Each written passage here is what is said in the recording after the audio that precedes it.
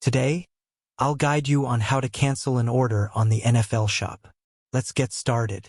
First, head over to nflshop.com and log into your account by clicking on the My Account section.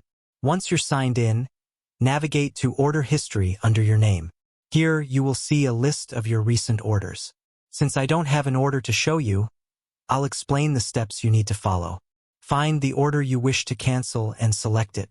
Scroll down until you see the option labeled Need to Modify Order. Click on this and a drop-down menu will appear. Look for the Cancel Order link and click on it. A pop-up window will appear asking for a reason for cancellation. Select a reason, then confirm by tapping on the Cancel Order button. After successfully canceling the order, you will receive a confirmation email. The refund will be processed within 2 to 7 business days and will be reflected in your account. Remember, orders that include customized, personalized, or manufacturer direct items cannot be canceled. If you found this video helpful, please like and subscribe. Thanks for watching and see you next time.